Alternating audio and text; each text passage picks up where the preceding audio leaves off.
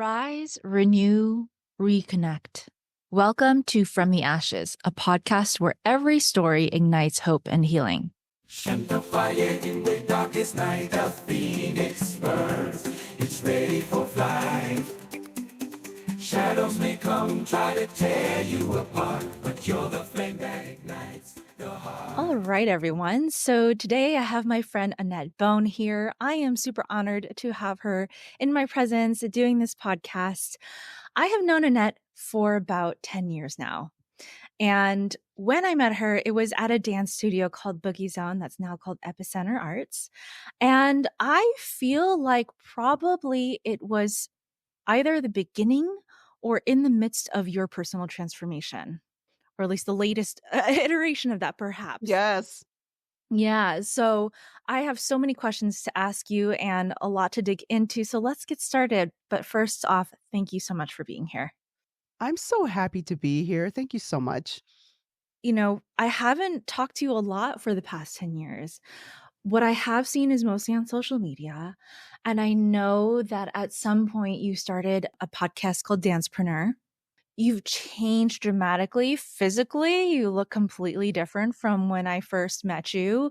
And the way that you've carried yourself has made a dramatic shift. So when things like that happen, when I see people change dramatically, I know that there's always a story behind it.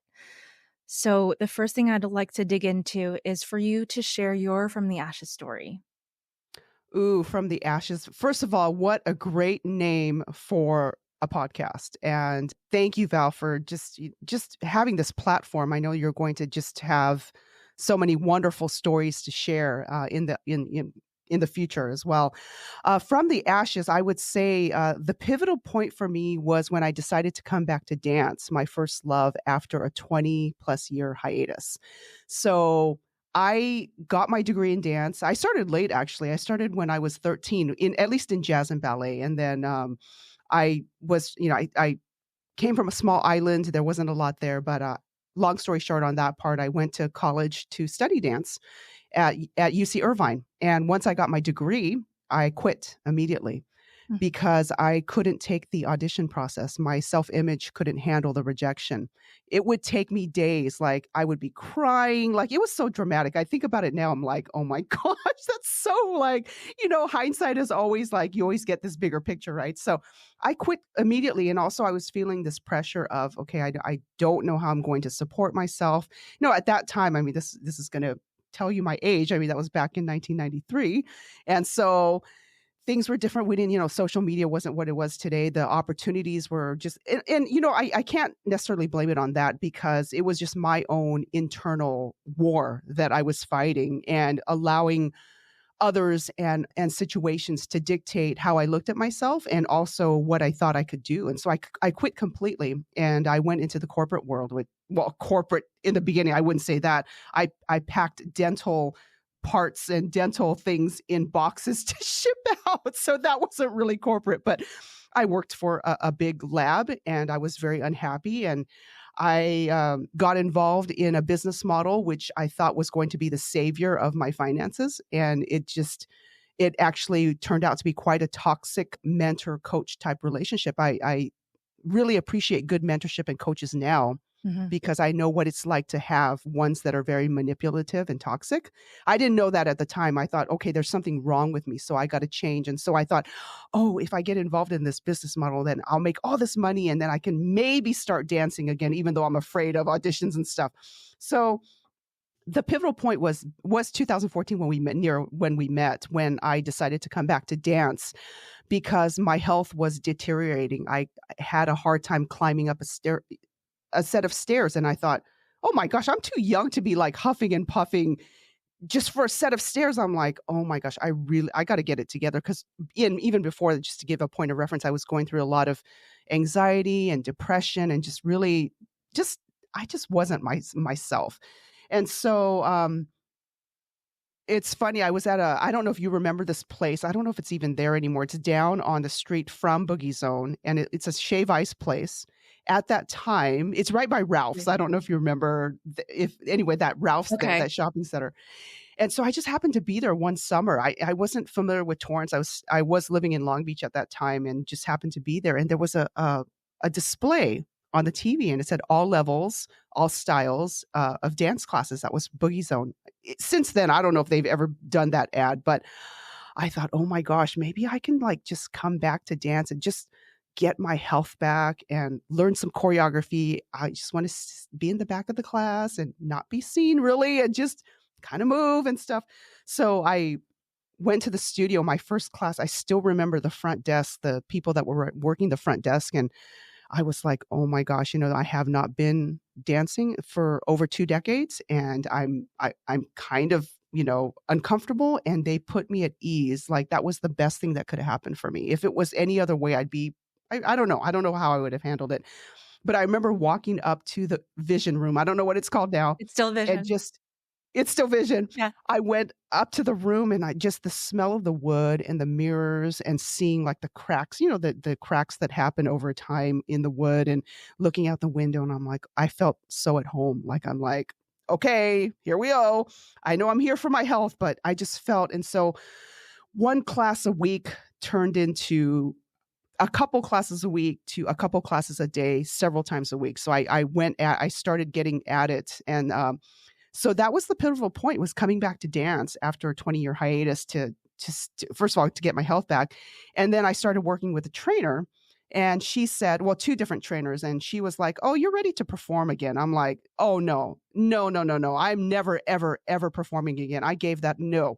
And she goes, no, you're ready. You need to do it. You need to push yourself. And I'm like, but I need to lose 15 more pounds. So that whole conditional, like, and she said, no, and I trusted her. So I'm like, okay, I'm overcoming my fears one step at a time. I'm back in dance, feeling great. At least I'm moving, feeling kind of still awkward and uncomfortable, but still feeling at home, And then my other trainer, he was like, oh my gosh, we got to condition you. So a lot of our time was spent like, he gave me exercises that I would do in the morning. And it was almost like, again, being in a master's program, because he gave me assignments to read.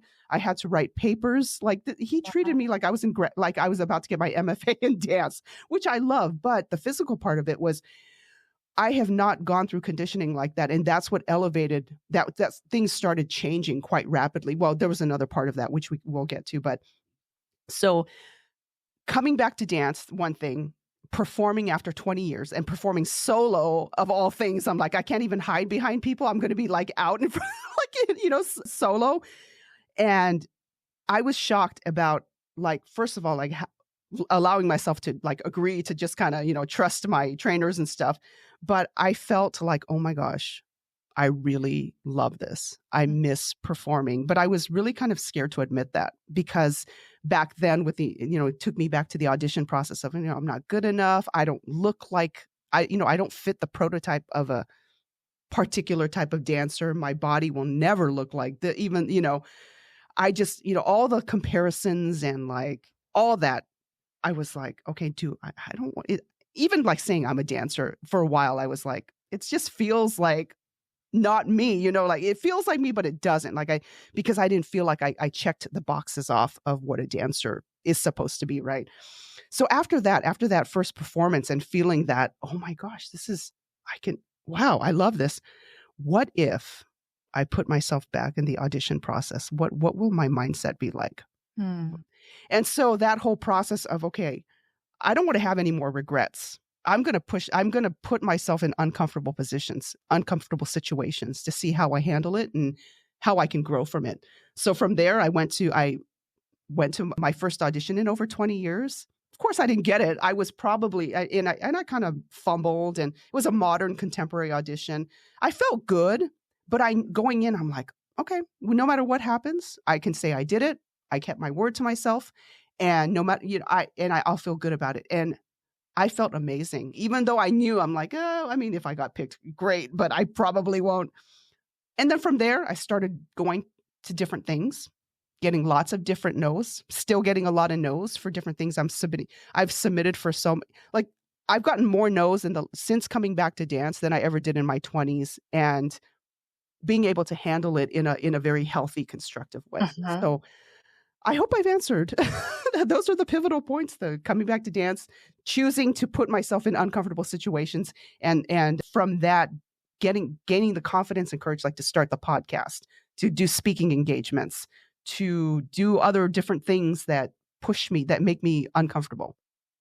Yes, this is all wonderful. And I have to say that I really relate to the nervous breakdowns around auditioning. I cannot tell you how horrible it was for me. And the way that I coped with it was by just saying, I don't want to do it. I'm above all of this and I just want to dance for the art of it, you know? Mm. Um and it just it really messed with me, and what I realized many, many years later was how low my self-esteem was and how debilitating my self-image was, and I never even thought about it that way, but I just never thought myself to be worthy. And this idea of, like, just something in you seemed to have decided that hearing no was worth like, the pain of hearing no was worth the risk, right? Well, my question is, like, how has self-esteem transformed for you? How have you worked through that? Was it just that decision, or were there other things that you had to work on? Oh, I'm such a back then, like way back then, I used to be really attracted to positive quotes. Like I'd see quotes like in high school. I'd see different things. I mean, this was way, way back in books, like not online. Internet wasn't around. And I'd always be like, oh gosh, that sounds really cool. I really resonate with that. But I just didn't know really what to do with it. And then I started reading and following different thought leaders and resonate. It just, that stuff resonates with me because I came from such a negative background.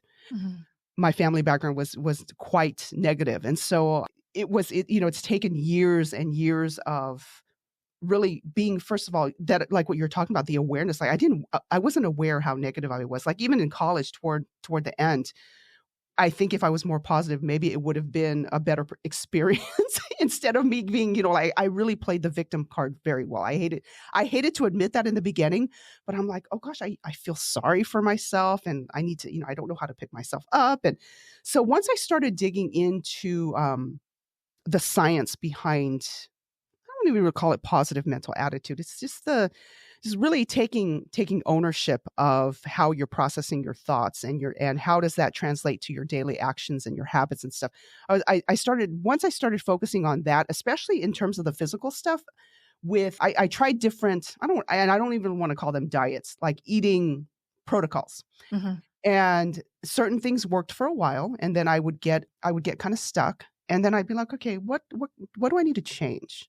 And until I changed the internal dialogue of how I looked at myself and how I looked at my relationship with food, that's when things started really, really picking up Okay. without too much. And so, yeah, it was again the pivotal point of coming back to dance, and all the decisions that supported that is what propelled and progressed all the changes that happened.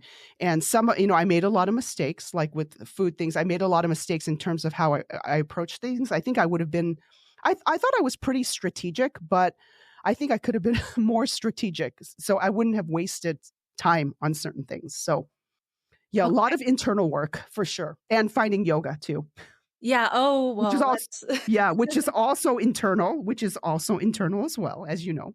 yeah. I'm all about the internal work, and so I love to dig into all this stuff.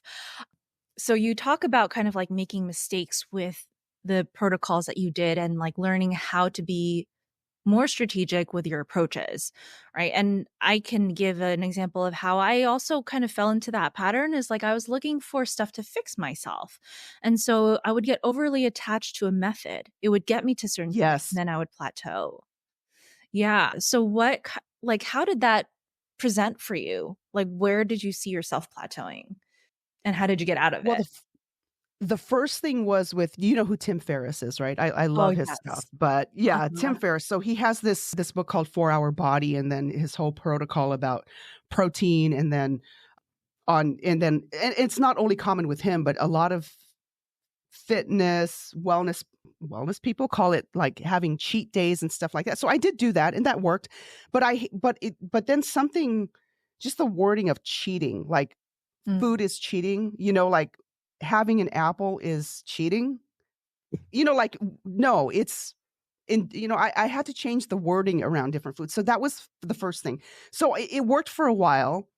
Then changing the words like, no, not a cheat. If I want to have fruit, I'm going to have fruit and I'm going to enjoy it and appreciate the fact that I have food, like I have something that is like pure and like good. And I'm not, yes, it has natural sugar. So what, And so stuff like that. So it was very, and then I stopped tracking too. There was a point where Mm. I was tracking quite well. And I really believe in tracking to see, I mean, you got to have data, right? To see what's the sticking point.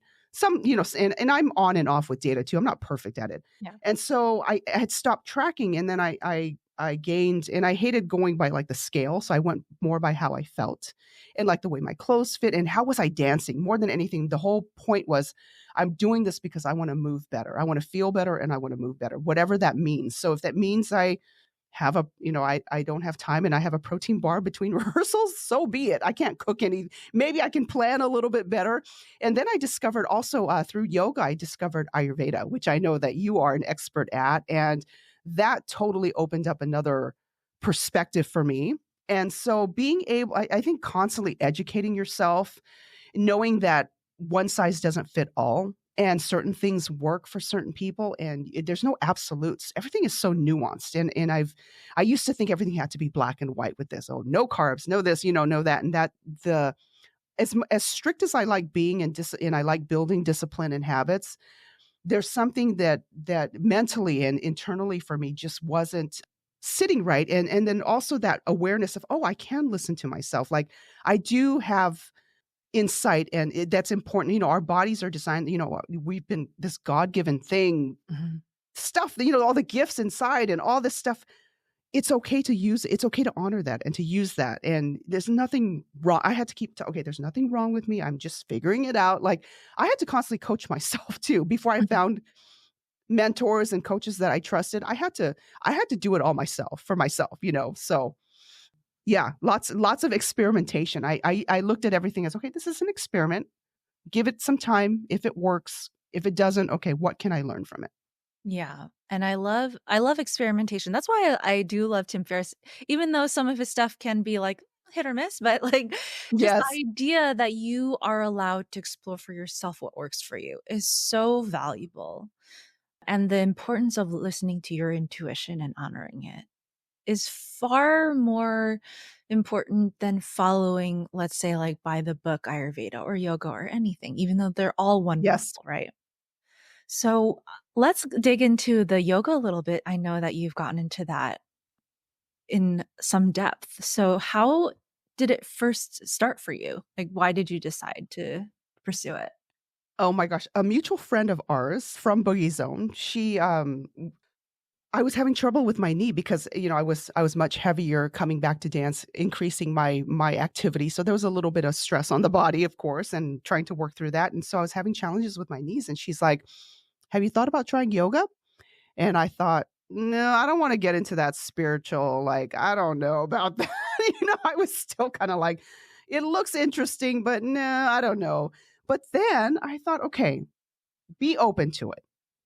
Again, another experience. So my first class was not too far from when I started dance again, was a 90-minute Bikram class. My Okay. first, yeah, that's intense. Like for your first yoga class, a 90-minute crazy hot Bikram class. But I thought, this is kind of interesting. First of all, how come the teacher's not demoing? Because, because you're used to dance, right? You're used to the teacher showing you the choreo and all that kind of stuff.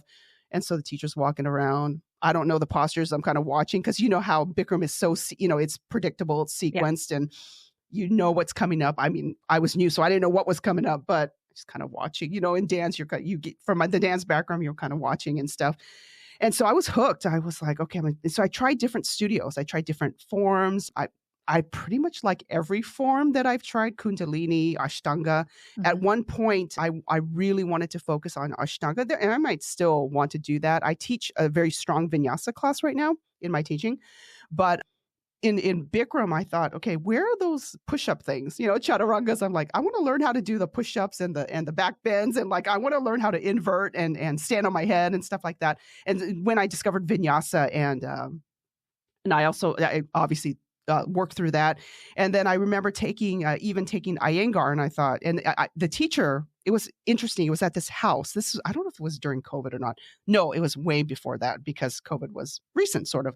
But I remember being corrected on every posture, like, how particular it is, right? And I thought, am I wrong on all the, like, am I really doing it wrong? But then I thought, okay, I like correction. I like feedback. I like, hands-on assistance, stuff like that. So that's how it started, is because it was to nurse an injury from dance. And instead, I mean, it helped that, but also it opened my eyes to the philosophy behind yoga, the different forms of yoga, the breathing, the pranayama, which is amazing, Ayurveda, which again totally blew my mind as well, and knowing that this all comes from years and like way back, like the history of it. It's not just this thing that came 100 years ago or something, right? Yeah. It's like rooted in like way back. And so I never thought, and even in the beginning, I would have people say, "Oh, do you teach yoga? Or have you thought about teaching yoga?" And just like with dance, "Oh no, I never want to teach yoga. I have no interest in teaching yoga. I just wanted to use it for my practice." And so a few years ago, I went through my 200-hour yoga teacher training, and that was great. And then it just kind of went from there. And so I teach now, and so you just never know. You got to be open, right? And I've learned that you never say never, because I said I would never perform. I would never go to an audition. I would never dance again, never teach yoga. And look at me now. So funny. Yeah. I have to ask then, because, I left dance for a while, but relative to 20 years, it's not that long. And what was it like for you to stop abruptly? Did you grieve? What process was it? Looking back now that you asked that question, I probably grieved in a way that didn't seem obvious, maybe pushing it down. Mhm. I felt like I was watching dance from the sidelines, which I was, Mhm. because during that time, I was like, this is when all the shows were starting to come up. So You Think You Can Dance, Dancing with the Stars, and I'd keep up on all that stuff, and I'd be excited to watch it. And then I would also, one thing that was really the grieving, now that you brought that up, I remember when I graduated, and a few of my classmates, they were already going on to companies and traveling. And I saw one of my classmates in several movies and I was like bummed. I'm like, cool, but cool, that's not me. I mean, Yeah. like, okay. And I was, jealous. And I thought, well, she obviously went for it. I'm kind of like, I don't fit that, and then all that started coming, I started getting down. And so I was up on all the dance movies, but nowadays, like, I don't remember the last dance movie I've watched. I'm not keeping up on all that stuff, but I'm doing the stuff, which is Yeah. different, So yeah, the grieving process was it's just trying to talk myself of, I don't, it's not for me. I don't love it anymore. That was just a little part of my life, and I'm not cut out for that. And other people, it's for other people, and I need to be looking at what's going to be stable and secure, and what's it's not. So talking, the constant, like, trying to convince myself, I think that was my form of grieving. So what I hear also is there was some kind of, maybe like a little bit of imposter syndrome, right? After leaving. So, and this I've done to myself so many times, where it's like, "Oh, I've danced for 30 years, but I haven't danced in the past year. I'm not a dancer anymore," or whatever. Or even just like with my education, like I went to school for psychology, but I didn't pursue it, so I have no idea about psychology anymore. And it's just like immediately after I've decided I'm not that, it's almost like I'm nothing, and I don't have the Mm-hmm. qualifications, even though I spent so many years doing whatever it was. What would you say to someone like me who struggles with that kind of like constant like need almost to feel like I have to be in it all the time in order to qualify as that? Oh gosh. we're so, as artists, we are so multifaceted and we feel all the things, right? Mhm. So I would say, first thing I would say is, well, what is it that you want? Like, Mhm. what is it that you want? And really sit with those feelings. Like, I think a lot of times we want to bury like what I did too. We just want to bury and like, have it go away. And yeah, I feel these things, but I think it's important to kind of go head on, confront them. Mhm. And so I'm very systematic now, just because now I coach individuals and couples. So this is kind of this would be a situation where we would have like a coaching session, right? And I Yeah. know you do as well. So a lot of it is talking through the feelings of, okay, what doesn't, and what the opposite is. Well, okay, you feel like an imposter, you feel like you're not qualified. So what does a qualified person feel like? What do they look, what is your impression? And kind of see where can you kind of meet in the middle, because sometimes it's easy, it's so easy on the other side to say, well, just think this, just do this. But it's, there's other intermediate steps on the way where you can get some victories and really get to sit with, okay, I do have a side, I got all A's in my psychology education. That's worth something. Like, really going back and counting the wins too. Like, I started doing this years ago when I started journaling regularly, of really affirming even the smallest wins. So I take my clients through that as well. Like, let's take inventory of your gifts, and let's take inventory of your wins. And when you think you don't know, and when you think you work, I'm going to keep pushing you to keep going. Yeah. Like, I'm here to keep we can be in this stream of consciousness where it can come up. It's in there. So I'm facilitating that process of, okay, you're feeling like this. Feelings are fleeting anyway. Mhm. For the first of all, feelings are not permanent. So you're feeling like an imposter. You're not going to feel like this forever. But let's get to the root. Let's take inventory of all the good things, because you have done all these things, and let's see what that looks like moving forward. Yeah. In a nutshell, that's what I would do. Thank you. So then, to follow up with that, and just the discussion of how you said, you get more no's now than you ever have, right? And Yes. what stops a lot of people is the fear of being rejected. And I gotta admit, this is something that I deal with all the time. And I know that I could be asking for more, but sometimes the anticipation of no will stop me, right? What was that like for you in the beginning when you started to get more no's? And how did you overcome kind of that icky feeling of being rejected all the time? Such a great question. I went to my why. Why am I putting myself through these scenarios that used to devastate me? And so why? Because I didn't want to have any more regrets of giving up. I didn't want to be, looking back and going, gosh, what if I did go? What would have happened? Like, I always looked at, okay, and this is with anything, even other than auditions. If I do it, how am I going to feel? If I don't do it, how am I going to feel? I ask myself a lot of these questions, right? And I always thought, okay, the no's are just going to get me closer to a yes. And the no's are just not meant for me for whatever reason. Like, I'm not a fit, whatever, but that's okay. We're not for everybody, right? So the no's, number one, remembering my why. Number two, the no's are getting me closer to a better yes. Mhm. And number three, I also think about, do you know who the actor Mark Ruffalo is? Yes.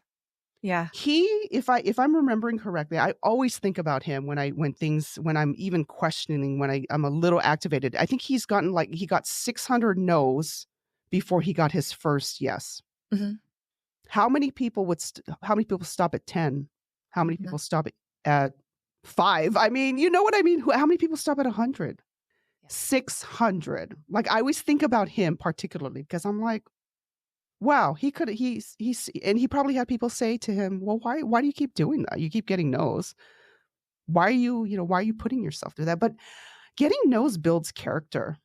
It really, and it gives you such good information. Like, it's so funny we're talking about this because I just got 2 no's for 2 festivals. Mhm. This just actually yesterday. This happened yesterday. Quite It's funny that we're talking about it. And I thought, okay, these are the two same submissions that I've sent the same submission for these last couple festivals. They all been no. What can I, what is it about? Okay, it's not a fit, obviously. I wonder if there's something I can change. Maybe there's different parts of the footage I can show on the video. Maybe the wording on my copy needs to be tightened up. So it gets me thinking of, okay, what can I do better? But not before. It would be from like, oh gosh, something's wrong with me. Now it's from a informational standpoint of, okay, what can a very inquisitive approach versus a judgmental approach. And I think it's so much healthier. It's such a much healthier place to come from. Because I think especially living in LA, I think there's a place for everybody. There's so many different artistic outlets and avenues and people. I mean, it's such a melting pot as it is. So many different art forms, different collaborations that can happen. I think there's a place for everyone. And it's exciting to think about it that way versus what I used to think. I don't look like this commercial dancer. I don't fit into this kind of world. And then also for a long time too, I thought, okay, it was hard for me to say that I'm a dancer or an artist because I didn't have certain credits to my name. Like we were talking about the imposter syndrome. I have all these friends that dance for Chris Brown and Usher and, been on tour with these people. And I'm like, I can't say that, but does that make me less of an artist? I had to sit with that. Am I less of a person because I don't, also in terms of the physicality, am I less of a person because I can't do 32 fouette turns? Mm-hmm. Because I haven't nailed my ala seconde turns yet, like stuff like that. It's so, talking about it now, I'm like, it's kind of silly, but you know what? It's very real too, isn't it? Because we want to be better. We want to be better. And sometimes we can go the end of imposter or comparison or getting down, or we can go to the other end of, okay, let me assess what is it that I'm trying to do? What's important to me? What do I want my art to express? What do I stand for? And I don't think a lot of people take the time to sit with that because some of it can be very uncomfortable. Yeah. Yeah. And there's, I think for a lot of people, there is a outer authority or body saying like, this is where you should be at. And this is what ballet dancer looks like. This is what a hip hop dancer looks like. This is what competency they should have. Right. And so like developing yourself as an artist is different than developing yourself kind of as a career dancer, I guess, in the sense like there are crossovers and everything, but like to really be your own artist, you also really get to choose yourself as a person. How did you arrive at that point of like, I'm going to do my art my way? I love that question. I always talk about this performance when I started the podcast. This was actually, I think, the first show that I reviewed for my podcast. And it was at the Odyssey Theater. I don't know if you've been there. It's an old theater. And there was this couple that did a physical theater performance. I didn't really know what physical theater was. And I was like, oh my gosh, this is dance. This is movement. And they didn't do fouettes. They weren't doing choreo. They weren't but it was so captivating. And it got me to ask more questions afterwards. And even the audience, like you could hear the talking. Like it wasn't the dance or like a competition performance. It wasn't anything like that I do love. I love all of that too. But there was something about just the physical, like the way she flew into his arms, like she ran and she threw herself at him, like stuff like they were dancing in dirt and like all these elements. And I'm like, oh, that would be kind of fun to like take dirt and like have it on you and move around and stuff like that. So I thought, God, dance can be this, art can be this. Like it doesn't have to look so presented. Like I love that stuff too, but it doesn't have to look like perfect. From that time on, I thought, oh wow, like I can do this kind of stuff and I can still have other stuff inform that and I can collaborate and use like props and like it totally opened my eyes. And from there I was like, that's when I started looking into other modalities of movement too, like Alexander technique and other somatic stuff and contact improv and capoeira. And well, I used to want to do capoeira a lot. I took one class, but like it made me want to even delve deeper into other movement approaches. Like gyrotonics, which I want to do that too. And I want to try, I want to learn the equipment. I come from a Pilates background, from dance, from a classical Pilates background. We had to take classical Pilates in dance for college, but it got me curious about just, Qigong and Tai Chi, and like incorporating that into that to your art, like either whether the movement informs the art or maybe the approach informs the art. And then also dancing with a group called Gunita Collective, which I started with before the pandemic. And the process that I think you know Noelle, right? I think you and Noelle are friends. So Noelle, oh my gosh, just opened my eyes. And all the dancers, like they all come. I always say like, oh my gosh, I'm dancing with them, because they're all so well versed in whacking and punking and popping, and like I'm not, and I'm just like the other person. And it's just funny when I think about that. But the process that we went through to create our works was like, I never really gone through that before. Like the time we took, it was very much about the process. And I think that made the performance, the presentation, that much richer. And I thought, this can be dance. This can be dance. And it's okay. It doesn't have to be like always 5, 6, 7, 8. It could be like 1, 2, 3, whatever, 5 and 6, and no, we're not doing that, and the music is dissonant, and there's no music, and the sound is dissonant, and that's still art. So all these experiences with watching something that was so captivating, and then me getting interested in companies that are a little bit more eclectic, I thought, oh, it doesn't have to look like So You Think You Can. I love So You Think You Can Dance. I mean, I haven't watched it in years, but it doesn't have to look like something else, So that's what really I felt like really opened my eyes, and gave me inspiration and freedom. Like I can, and Gaga too. I love, like I've been training in Gaga for a couple of years, so Gaga has really informed the way that I approach art and dance and movement as well. Okay. Beautiful. All right. There's a few other questions I want to ask you. I think the first one that I'm going to go ahead and ask you is, from the time that I met you up until now, how much has life changed for you? Ooh, it's changed a lot. If you had told me that I would be going to grad school, like I thought, well, first of all, when I was done with college, I thought I'm never going to college again. And if I do go back, maybe I might go back for dance for my MFA, but I'm actually studying clinical mental health because I coach couples and individuals on relationships and communication.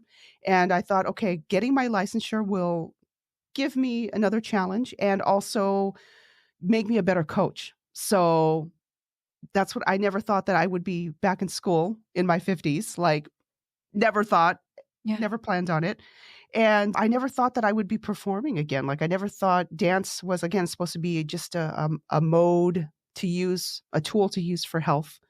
And instead it's turned into like my whole lifestyle, and has given me so many different experiences and challenges, and has tested me and introduced me to wonderful people like you, and other people that I've gotten to collaborate with and dance with and do all kinds of things with, and introduced me to, introducing to yoga and other ways of thinking and other philosophies and other belief systems has been, I thought I would be set, like I thought that I would be so stuck on a certain belief system, and meeting other people and allowing myself to be open to other viewpoints and perspectives has just really continued to challenge me, open my world, and makes me want to be a better person, makes me want to be the best version of myself, whatever that looks like.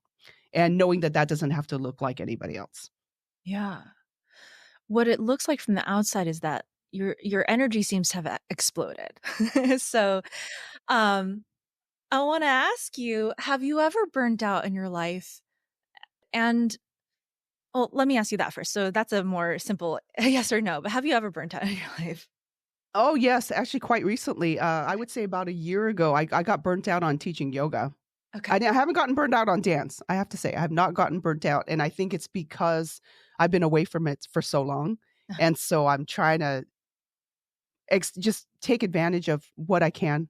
I am definitely more strategic about performances and projects I say yes to. So I don't, there was one point where I thought, okay, this was actually one of my goals. Like, I'm going to do something every single month, whether it's a show, something. I'm going to perform. I'm going to find a way. And somehow shows came up. There was one show that I did. It was like every weekend, several shows a weekend. So it was kind of like a series.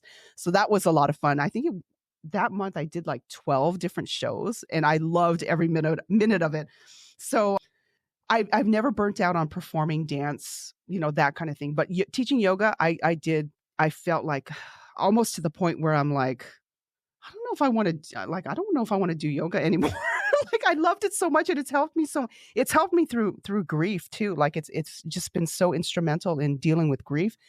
But that's the burnout that I felt. And that was quite recent. Okay.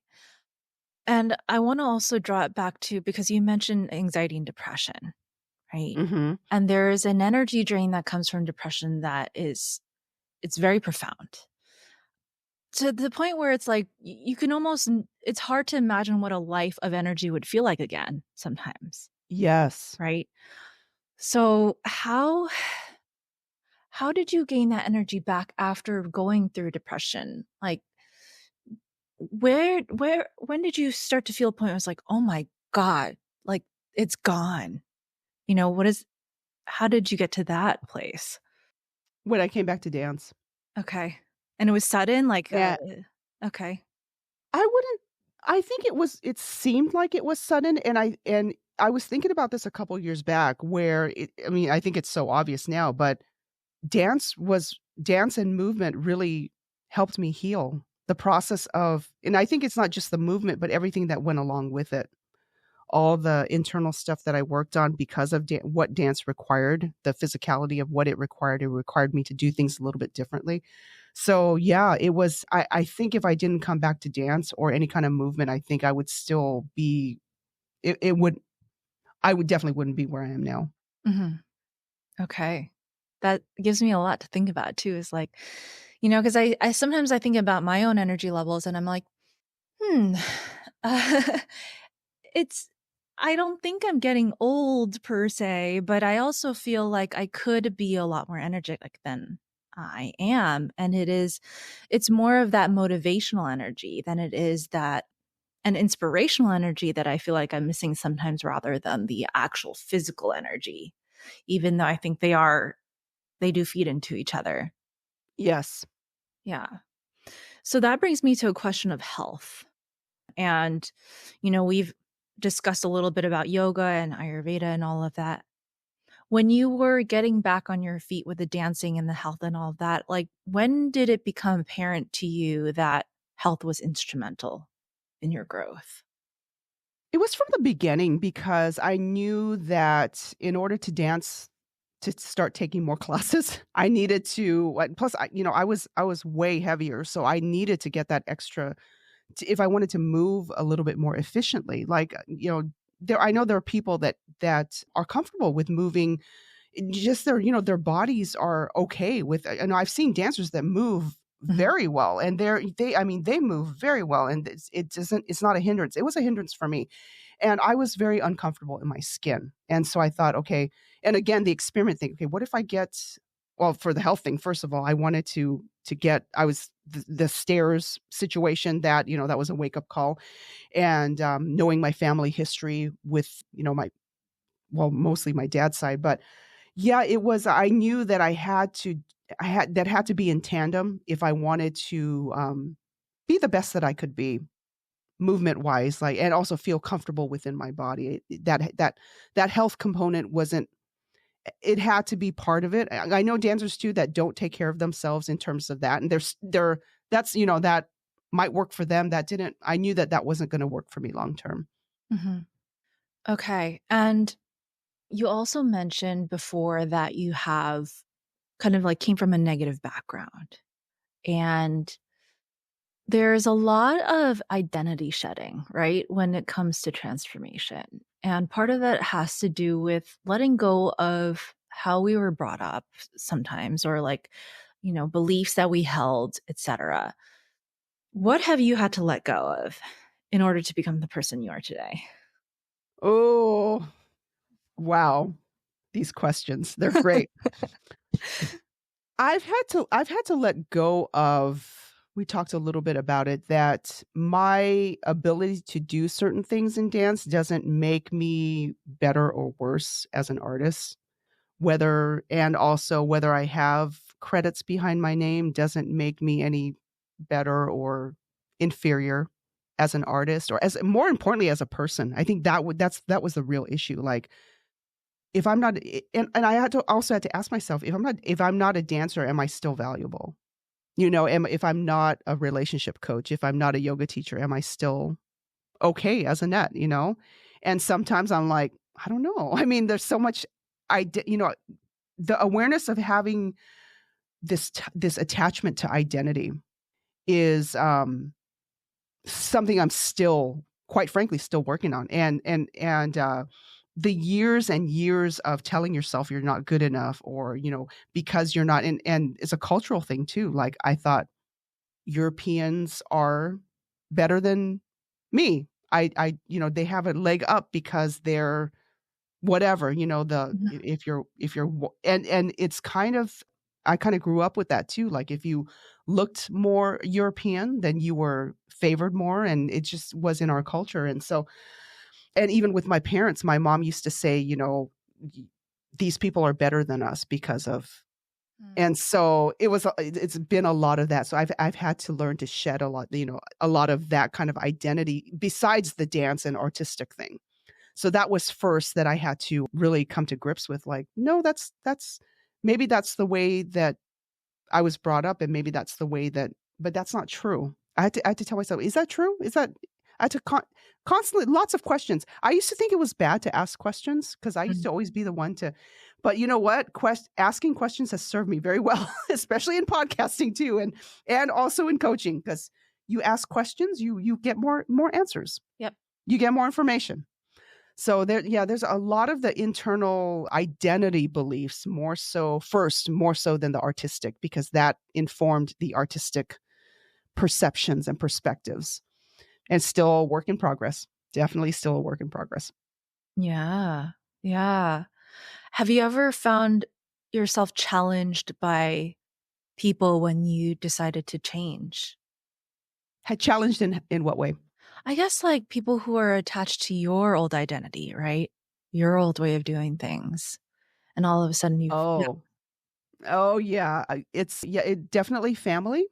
I don't know if it's just a parent child thing where they think of you as how they remember you, and especially if you've spent time apart, lived apart, then you go through all your experiences, you change, you become an adult, and you get you peak. And yeah, for sure, my parents, for oh, even yeah, my extended family too, they still, they thought it was cool that I have done what I've done, but they're still kind of set in their belief system, which is Mhm. fine, which is okay.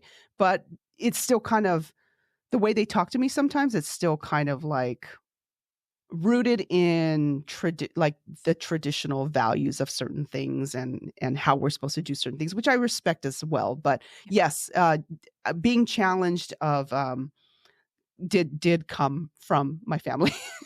But it's good for me. I mean, it shows, do I believe what I believe, and do I still keep living my life the way that I feel is authentic to me? Yes, yes or no. I could Yeah. go the other way. And there was even a point in college when my dad was like, "Well, why don't you just come back and teach at the university?" And I thought, but I didn't leave to go back to settle. Like, I looked, that's the way, even though I was about to quit, I'm like, no, even going back would be settling. So somewhere in me, I was always like, I don't want to settle. And and that also propelled me and pushed me forward to take up dance again. Yes. Okay, so we're coming up on the end of our conversation. There's one more question that I would like to ask because I know that the road of transformation is not easy. It might seem like on the outside we're just like flourishing and everything is going great and we are doing amazing things, but I know that like there are definitely roadblocks that we face, and there are slopes, and it goes down, goes up, and it goes down. So what do you tell yourself to keep going when it does hit like a low point? How do you approach those now that you know that that's kind of part of the journey? Well, if I want to cry, I let myself cry. So that hasn't been as often, except for when during this time from coming back to dance to now, losing my. I talked about grief, about yoga helping me through grief. So two of the lowest points were when I lost my sister, Mm. and I lost my mom recently. So it's been like those have been low points, but that informed like how I approached things. And other than that, when I hit those low points, I used to just be like, okay, everything's good, everything's great. Just kind of like try to put on a happy face, and which I tend to go more toward the positive because I spent way too much time being negative. Mhm. But I also I'm able to acknowledge and be aware of it versus getting down on it. So a lot of times I'll ask myself, okay, I'm feeling low. This is crap. I don't know what to do or whatever. What does the question I learned this from a friend of mine several years ago. What does this make possible? Well, and then I start going to say, okay, there's some good things and maybe okay, what does this make possible? And this is temporary. I tell myself this is a moment, this is temporary. Our life is like this anyway. We know this logically. Okay. What does this make possible? Mhm.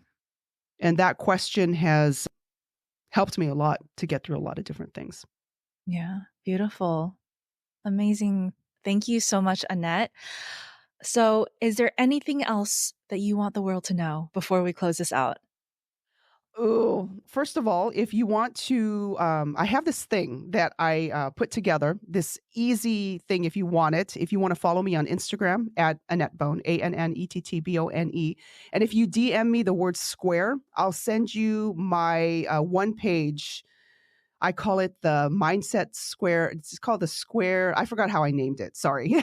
I was like playing around. Anyway, so it in less than 5 minutes, if you want to change your mindset, I'll send you that. So just DM me and put square and I'll send it to you. But so there's that. But I would say one of my favorite sayings, and I've used it it's been so instrumental for me since I came back to dance, is it was credited to Roosevelt, but I think he got it from someone else, if I read correctly.